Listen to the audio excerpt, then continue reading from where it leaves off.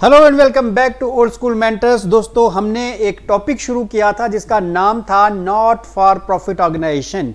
उसका एक सेशन हम ऑलरेडी डिस्कस कर चुके हैं। जिन्होंने नहीं देखा वो हमारे यूट्यूब चैनल पर जो प्लेलिस्ट है उसमें बना हुआ है, वो टॉपिक वहां से जाकर उसको देख सकते हैं।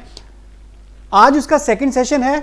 इससे पहले हमने पढ़ा रिसिप्ट एंड पेमेंट अकाउंट के बारे में। उसका एक फॉर्मेट मैंने आपको बताया था और वो हमारा जो टेलीग्राम चैनल है उसके अंदर भी मैंने वो पीडीएफ रख दी थी।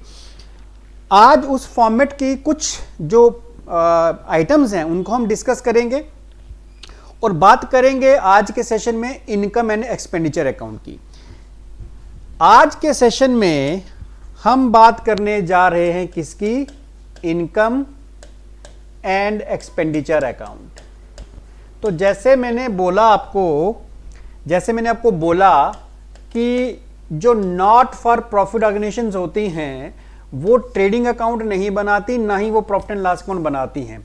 अपने इनकम एक्सपेंसेस को रिकॉर्ड करने के लिए वो रिसिप्ट एंड पेमेंट अकाउंट और इनकम एंड एक्सपेंडिचर अकाउंट बनाती हैं। दोनों में फर्क के बारे में भी आज के सेशन में हम डिस्कशन करेंगे। तो जब हम इनकम एंड एक्सपेंडिचर अकाउंट की बात करते हैं तो दोस्तों ये एक नॉमिनल अकाउंट है। अब नॉमिनल अकाउंट मुझे लगता है आप सबको पता है, नहीं पता तो बता देता हूं।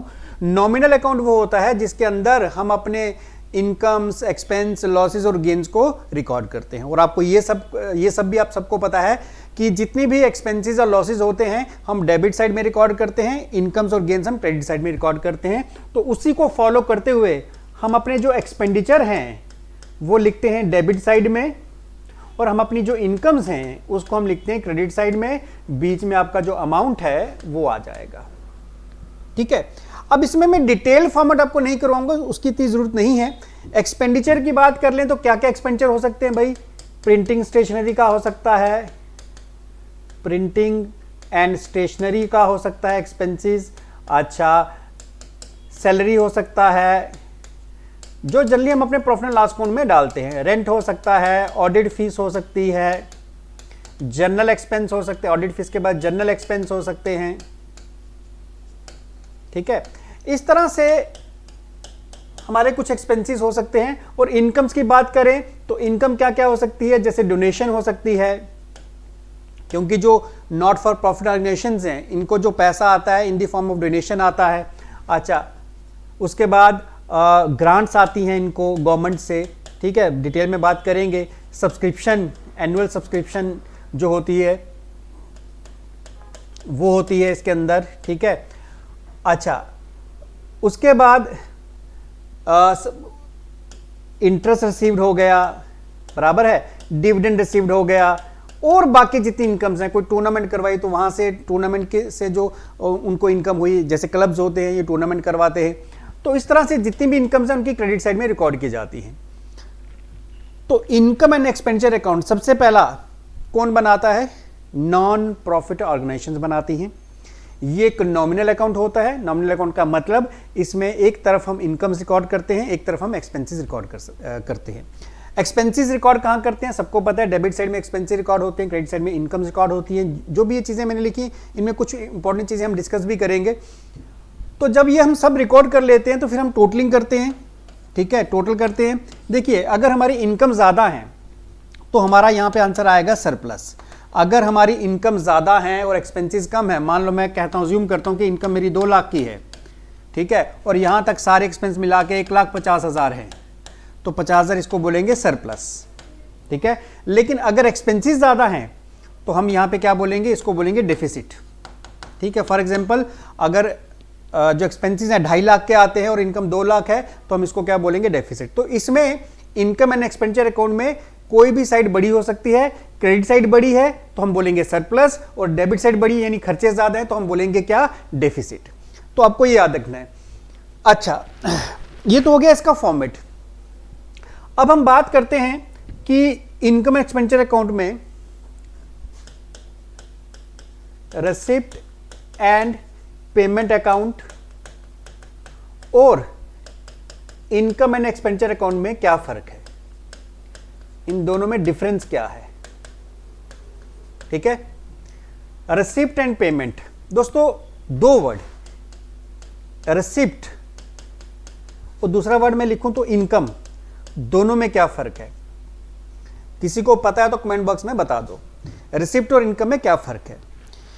देखिए, जब हम इनकम की बात करते हैं तो इनकम के अंदर जो पैसा रिसीव हुआ, जो हमने कमाया, और जो अभी रिसीव होने वाला है जिसको हम कहते हैं एक्रूड इनकम्स, वो दोनों आती हैं। मान लो अगर मैं कहता हूं कि मेरी इनकम जो मुझे मिल गई और जो मिलने वाली है कुल मिलाकर 20,000 है, इसमें वो भी है जो मुझे मिल चुकी है और वो भी है जो अभी मिलने वाली है। मान लो जो मिल चुकी है वो 15,000 और 5,000 मिलने वाली है, यानी कुल मिलाकर 20,000। लेकिन अगर मैं इसी को रिसिप्ट में बात करूं तो जो मुझे मिल चुकी है, जैसे मैंने कहा कि मुझे मान लो 15,000 मिल चुका है, 5,000 मिलने वाला है, तो इनकम की बात करूं तो 20,000 है। लेकिन जब मैं रिसिप्ट में इसको लिखूंगा तो जो मुझे मिल चुका होगा, यानी कितना मिल चुका है, 15,000। इनकम मतलब जो टोटल आपकी अर्निंग है, इसमें वो आता है पैसा जो आपको मिल चुका है, वो भी जो मिलने वाला है। लेकिन जब हम रिसिप्ट की बात करते हैं तो जो पैसा आपको मिल चुका है उसको हम रिसिप्ट बोलेंगे। क्लियर है? इसी तरह पेमेंट और एक्सपेंडिचर में क्या फर्क है? पेमेंट और एक्सपेंडिचर, एक्सपेंडिचर का मतलब वो खर्चा, वो पेमेंट जो आप कर चुके हो या फिर फ्यूचर में करने वाले हो। फॉर एग्जांपल, मैंने किसी की सैलरी कुल देनी थी 20,000, ठीक है। अब मान लो इसमें से 18,000 मैंने दे दिया है और 2,000 मैंने अभी देना है, तो कुल मिलाकर मेरा जो एक्सपेंडिचर है वो मैं दिखाऊंगा 20,000। इसमें वो भी होगा जो मैंने पे कर दिया और वो भी जो पे करने वाला हूं। लेकिन अगर मैं बोलूं कि किसी की 20,000 सैलरी थी, बोलेंगे एक्सपेंडिचर, लेकिन असल में मैंने उसको पेमेंट कितनी की है? पेमेंट की 18,000। तो जो फाइनल फिगर आपने कैश में या बाय चेक पे की होगी उसको पेमेंट कहते हैं। तो ये सबसे पहला इनका डिफरेंस आ गया, बराबर है। अच्छा, अब जो हमारा रिसिप्ट एंड पेमेंट अकाउंट है, अब डिफरेंस क्या है इन दोनों में? रिसिप्ट एंड पेमेंट अकाउंट हमारा रियल अकाउंट है। कौन सा अकाउंट है? Real account. इसको हटा देते हैं। रिसिप्ट एंड पेमेंट अकाउंट मेरा कौन सा अकाउंट है? रियल अकाउंट है। रियल अकाउंट क्यों है? क्योंकि इसमें मैं कैश की ट्रांजैक्शन रिकॉर्ड करता हूं या बाय चेक जो ट्रांजैक्शन हुई यानी एसेट्स की ट्रांजैक्शन रिकॉर्ड करता हूं। लेकिन इनकम एंड एक्सपेंडिचर मेरा कौन सा अकाउंट है? ये मेरा नॉमिनल अकाउंट है। क्यों है नॉमिनल अकाउंट? क्योंकि इसके अंदर मैं इनकम, एक्सपेंस, लॉसेस या गेन्स को रिकॉर्ड करता हूं। दूसरा, जो मेरा रियल अकाउंट है ये कैसा होता है? Similar to cash book. बहुत हद तक ये कैश बुक की तरह ही होता है कि एक तरफ हम रिसिप्ट्स लिखते हैं कैश में, एक तरफ हम पेमेंट लिखते हैं। लेकिन जो इनकम एक्सपेंडिचर अकाउंट है ये किस तरह से होता है? ये कैसा होता है? सिमिलर टू, अभी आपने देखा कि मैंने जो बनाया था वो किस तरह से था, कैसा था? Similar to profit and loss account. तो ये प्रॉफिट एंड लॉस अकाउंट की तरह होता है। तीसरा डिफरेंस इसके अंदर, जो रिसिप्ट एंड पेमेंट अकाउंट है ये इसका ओपनिंग बैलेंस होता है। ओपनिंग बैलेंस होता है किसका? कैश का या बैंक का। लेकिन इसमें कोई भी नो ओपनिंग बैलेंस, इसमें कोई भी ओपनिंग बैलेंस नहीं होता। क्लियर है? चौथा डिफरेंस, इसमें जो बैलेंस बचता है, क्लोजिंग बैलेंस, इसका जो क्लोजिंग बैलेंस आंसर जो हमारा आता है वो कैश या बैंक, यानी कैश इन हैंड या कैश एट बैंक आता है। लेकिन इसका जो क्लोजिंग बैलेंस होगा वो या तो डेफिसिट आएगा, मैंने अभी फॉर्मेट में क्लियर किया, या सरप्लस आएगा। अगर इनकम ज्यादा है तो हमारा क्लोजिंग बैलेंस होगा सरप्लस, अगर एक्सपेंस ज्यादा तो हमारा क्लोजिंग बैलेंस होगा डेफिसिट। तो ये इसके कुछ मेन जो मैंने डिफरेंसेस थे वो बताया। ज्यादा डेप्थ में जाने की जरूरत नहीं है, मेन डिफरेंसेस मैंने आपको बता दिया। हाँ, एक चीज और, इसमें हम रिसिप्ट एंड पेमेंट में हम रेवेन्यू एंड कैपिटल दोनों ट्रांजैक्शन रिकॉर्ड करते हैं, रेवेन्यू हो चाहे कैपिटल हो। लेकिन इसके अंदर हम सिर्फ रेवेन्यू आइटम ही रिकॉर्ड करते हैं, कैपिटल आइटम्स रिकॉर्ड नहीं करते। ठीक है? तो ये इसके जो हैं बेसिक डिफरेंसेस हैं, ज्यादा डेप्थ में जाने की जरूरत नहीं है। बेसिक चीजें समझो जिससे आपके जो एमसीक्यूज हैं वो निकल सके। तो ये मैंने आपको बता दिया, आप चाहो तो स्क्रीनशॉट ले सकते हो इसका। ठीक है? अब आते हैं जो हमने कल फॉर्मेट छोड़ा था उसके कुछ इंपॉर्टेंट टर्म्स की ही बात करेंगे, हम ज्यादा डेप्थ में नहीं जाएंगे। चलिए जी, तो ये फॉर्मेट मैंने अपने टेलीग्राम चैनल में भी पीडीएफ डाल दी थी, ये फॉर्मेट मैंने आपको दिया था, इसी को हम डिस्कस करेंगे। Meaning of important items, legacy. देखिए, जो नॉट फॉर प्रॉफिट ऑर्गेनाइजेशंस है, जिनको हम कहते हैं नॉन प्रॉफिट ऑर्गेनाइजेशंस, इनको पैसा कहां से आता है? उसके पैसा आने के अलग अलग सोर्सेज हैं। जिसमें एक है लीगेसी। लीगेसी क्या होता है कि भाई किसी ने अपनी जो प्रॉपर्टी है वो आपको दान दे दी, ट्रांसफर कर दी। It is a donation received on account of a will.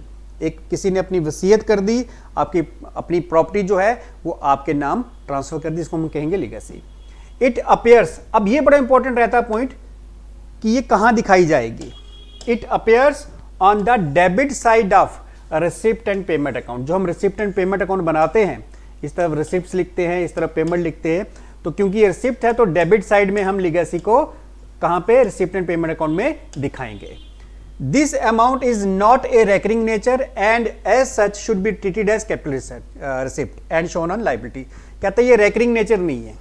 Recurring nature का मतलब हो गया कि रेगुलर नेचर का नहीं है। अब मतलब ये कोई ऐसा थोड़ी ना है कि हर रोज कोई अपनी जो प्रॉपर्टी है आपको डोनेट कर रहा है, अपनी जो वसीयत आपके नाम कर रहा है, तो ये रेकरिंग नहीं, कभी कभार होने वाली चीज है। So this amount is not a recurring nature and should be treated as capital receipt. इसको हम क्या मानेंगे फिर, कैपिटल रिसिप्ट मानेंगे। और कहां शो होगा, लायबिलिटी साइड में।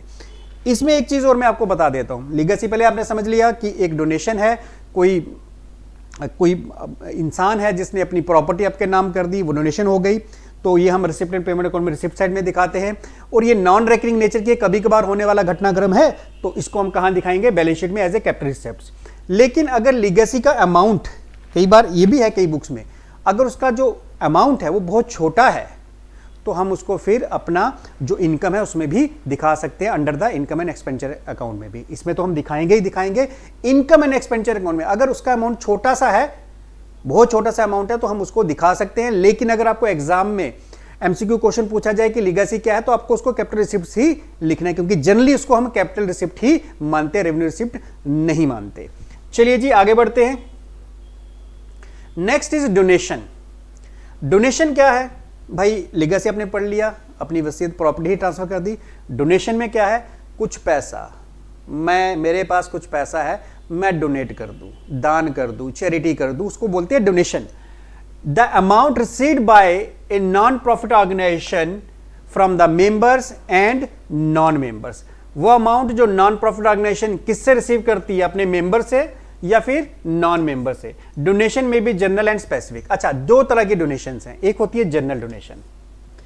जनरल डोनेशन मतलब मैंने किसी को पैसा दिया, अब मान लो कोई जा रहा है रास्ते में, ये एक एग्जांपल के तौर पे ले रहा हूं, तो मैं उसको कुछ मदद कर देता हूं, 100 रुपया देता हूं। अब मैं उसको ये इंस्ट्रक्शन थोड़ी ना दूंगा, भैया ये 100 रुपया दिया है, इस पे तुमने खाना ही खाना है, या इससे तुमने चाय पीनी है या कॉफी पीनी है, मैंने 100 रुपए दे दिया, अब भैया तो इसको जैसे मर्जी अपनी जरूरत के हिसाब से यूज कर। तो ऐसी डोनेशन जिसका कोई स्पेसिफिक पर्पस नहीं होता, मतलब दे दी, किसी ने दे दी, अब आप अपनी मर्जी से यूज करो, उसको कहते हैं जनरल डोनेशन। तो जनरल डोनेशन जो है यूज्ड फॉर, किसके लिए यूज की जाती है, एनी पर्पस, किसी भी पर्पस के लिए यूज की जा सकती है, ठीक है। दूसरी होती है स्पेसिफिक डोनेशन। अब जैसे कोई बिल्डिंग बन रही है, ठीक है, कोई बिल्डिंग बन रही है, तो उस बिल्डिंग के लिए डोनेशन। कई बार आते हैं आपके पास, भाई ये मंदिर बन रहा है, ये मस्जिद बन रही है, ये हॉस्पिटल बन रहा है, ये स्कूल बन रहा है, तो आप डोनेट करो। तो ये ऐसी डोनेशन जो किसी स्पेसिफिक पर्पस के लिए, भाई जिस पर्पस के लिए दी है उसी के लिए आप यूज करोगे, ऐसी डोनेशन को हम कहते हैं स्पेसिफिक डोनेशन, ठीक है। ये समझ आ गया, दो तरह की डोनेशन। अब जनरल डोनेशन में क्या है, it is shown on the credit side of income and expenditure account. ये इनकम एंड एक्सपेंडिचर अकाउंट में हम क्रेडिट साइड में दिखाते हैं, ठीक है, जैसे मैंने अभी फॉर्मेट बना के दिखाया था। तो जनरल डोनेशन को हम इनकम एंड एक्सपेंडिचर अकाउंट की जो हमारी क्रेडिट साइड है एज ए इनकम दिखाते हैं।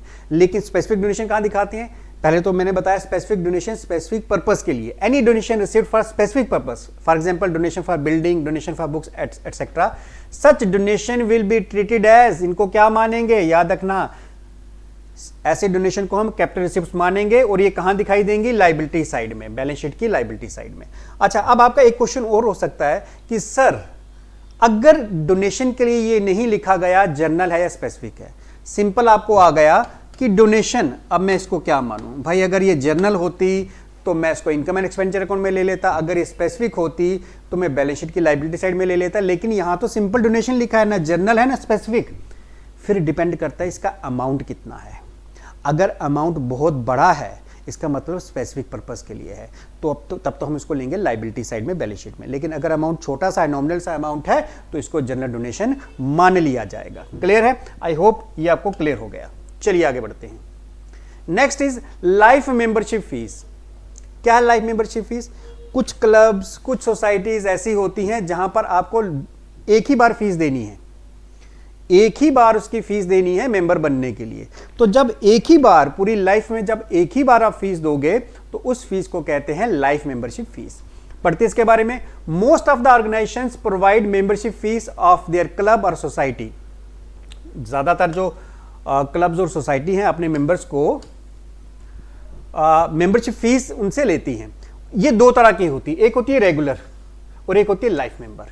अच्छा, जो रेगुलर सब्सक्रिप्शन है, रेगुलर मतलब रेकरिंग नेचर की, तो हम जो भी रेगुलर सब्सक्रिप्शंस हैं इनको हम दिखाएंगे कहां? इनकम एंड एक्सपेंडिचर अकाउंट में, क्योंकि रेगुलर है, रेकरिंग नेचर की है, तो रेकरिंग नेचर की ही चीजें हमें इनकम एक्सपेंडिचर अकाउंट में दिखानी है। लेकिन अगर वो लाइफ मेंबर यानी पूरी लाइफ की फीस एक ही बार में दे रहा है तो हम इसको बैलेंस शीट में दिखाएंगे। कहां दिखाएंगे? बैलेंस शीट के अंदर। किस साइड में भाई? लायबिलिटी साइड में, क्योंकि जिससे हम लाइफ मेंबरशिप फीस ले रहे हैं उसको हमें फ्यूचर में अपनी हर सर्विस प्रोवाइड भी करनी है, तो हमारे लिए एक लायबिलिटी बन जाती है। तो याद रखना, लाइफ मेंबरशिप फीस होगी तो कहां आएगी? बैलेंस शीट में आएगी, लायबिलिटी साइड में। लेकिन अगर लिखा है रेगुलर मेंबरशिप फीस तो आ जाएगी इनकम एंड एक्सपेंडिचर अकाउंट में। आई होप ये भी आपको क्लियर हो गया। अब बढ़ते हैं नेक्स्ट पे। Entrance fees.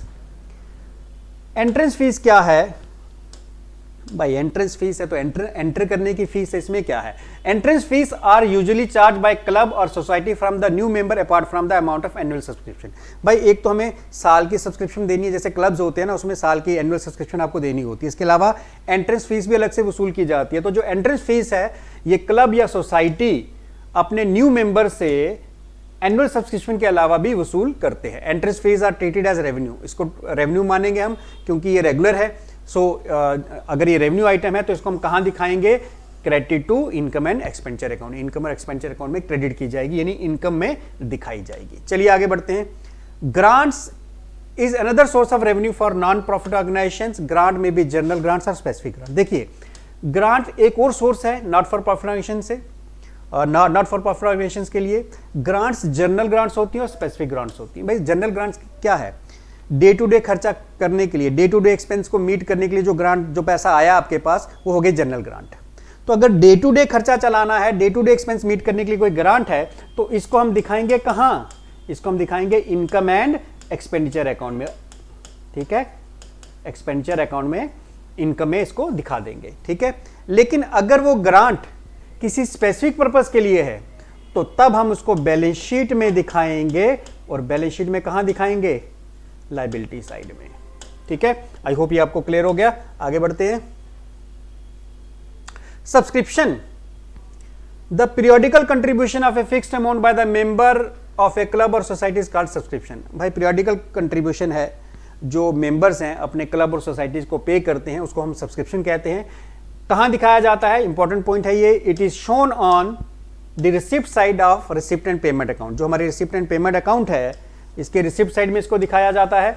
ठीक है, वेदर रिसीव्ड फॉर पास, चाहे वो पास की हो, प्रेजेंट की हो, फ्यूचर की हो, क्योंकि हम बात कर चुके हैं कि रिसिप्ट एंड पेमेंट अकाउंट में कोई भी रिसिप्ट, चाहे वो पास की हो, प्रेजेंट की हो, फ्यूचर की हो, सारी दिखाई जाती हैं। लेकिन इनकम एक्सपेंडिचर अकाउंट में सिर्फ उस साल की इनकम या एक्सपेंडिचर दिखाए जाते हैं जिस साल का हम बना रहे हैं। The income and expenditure account, हाँ देखो यहां लिखा भी है, the income and expenditure account records only the subscription which relates to a particular period.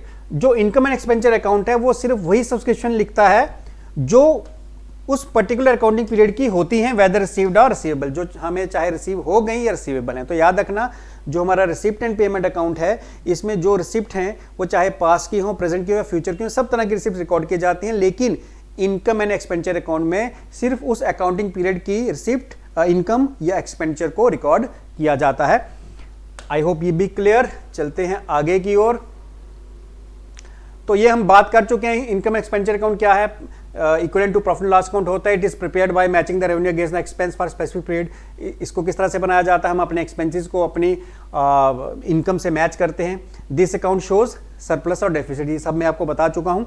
तो बाकी इसके थियरी में आपको अपना जो टेलीग्राम चैनल है KCZ करके, उसमें मैं PDF रख दूंगा, आप उसको डाउनलोड कर लेना। Features of income expenditure account बहुत इंपॉर्टेंट होते हैं क्योंकि ज़्यादातर MCQs यहीं से निकल जाते हैं।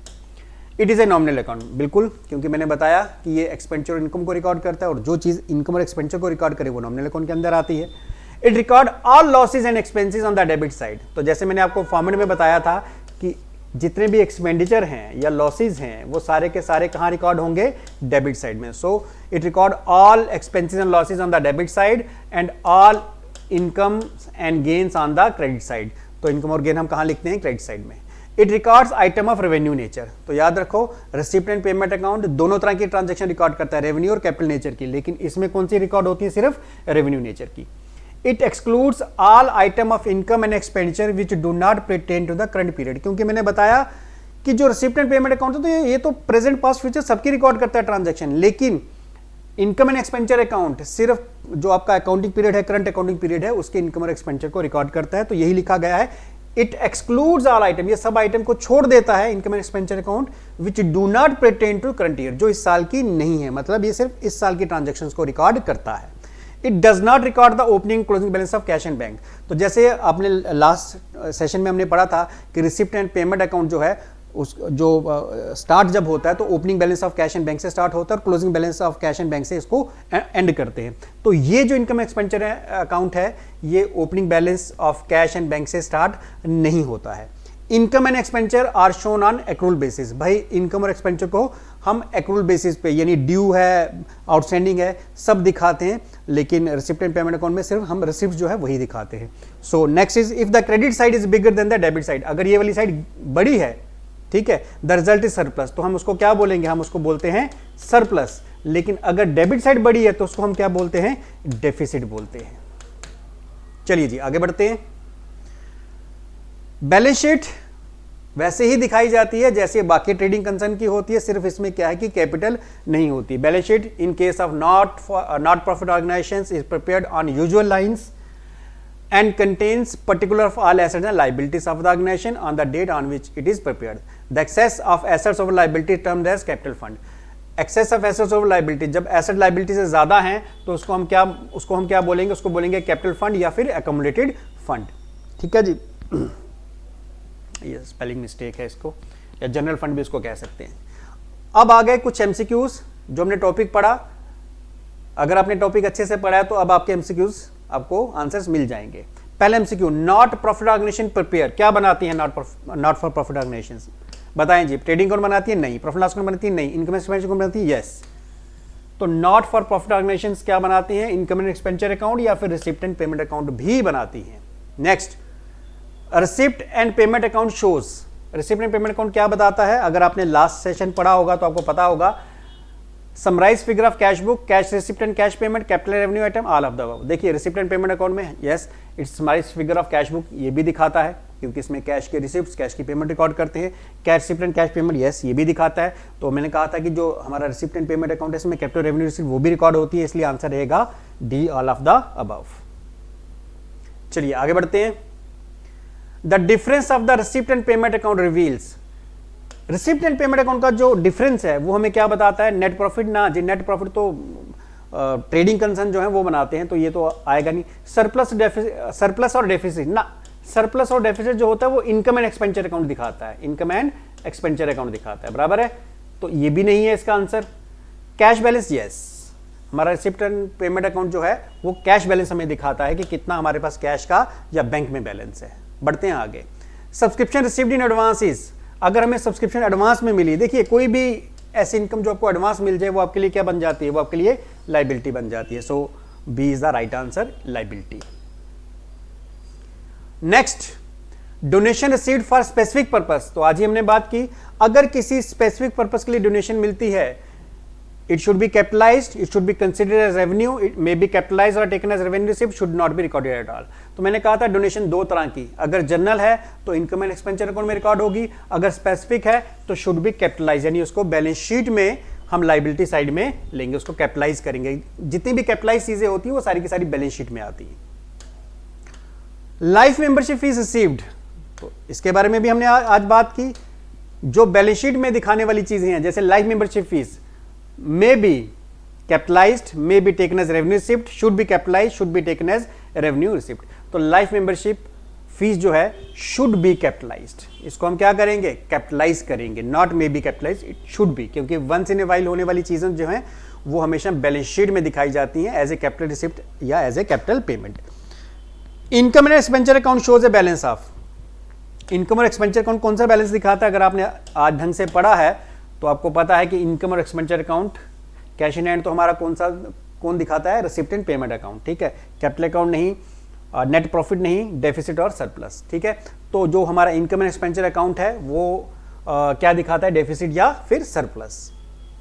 Next, receipt of legacy should be treated as, तो मैंने आपको आज इसके बारे में बताया भी था कि जनरली हम उसको क्या मानेंगे, जनरली उसको कैपिटल रिसिप्ट भी मानेंगे, लेकिन अगर वो छोटा सा अमाउंट है तो रेवेन्यू रिसिप्ट भी हो सकती है। लेकिन देखो यहां पर आप कुछ बच्चे बोल सकते हैं बोथ ऑफ दिस भी हो सकता है, नहीं, जनरली हम उसको कैपिटल रिसिप्ट ही मानते हैं, इसलिए हम इसका आंसर अभी बी कैपिटल रिसिप्ट ही रखेंगे, ठीक है। Next is receipt and payment account generally shows, कौन सा बैलेंस शो करते हैं? Receipt and payment account, credit balance, debit balance, capital fund, surplus और डेफिसिट। मुझे लगता है ये तो हाँ, रिसिप्ट एंड पेमेंट अकाउंट ये कौन सा बैलेंस शो करता है? जनरली ये डेबिट बैलेंस शो करता है, ठीक है। तो receipt and payment account generally shows which balance? Debit balance. The main object of not for profit organisation is, not for profit organisation का मेन ऑब्जेक्ट क्या है? To earn the profit, no. To serve the society, yes. To prepare profit loss account, ना भाई, ये तो trading organisation करते हैं। To prepare the balance sheet, ना। इसका मेन ऑब्जेक्ट जो होता है टू सर्व द सोसाइटी। तो दोस्तों ये थे आज का हमारा टॉपिक। आगे कोई भी टॉपिक जो आप पढ़ना चाहते हो वो आप कमेंट बॉक्स में लिख दो, उसका भी वीडियो बना दूंगा। और अगर नहीं है, सारे आपको पहले से आते हैं, तो हम एमसीक्यू पे ही बात करेंगे, एमसीक्यू ही चलाएंगे। तो आज के लिए इतना ही दोस्तों, नेक्स्ट सेशन में अनलेस आपसे कोई डिमांड आए हम एमसीक्यू ही डिस्कस करेंगे। थैंक यू दोस्तों, थैंक यू वेरी मच।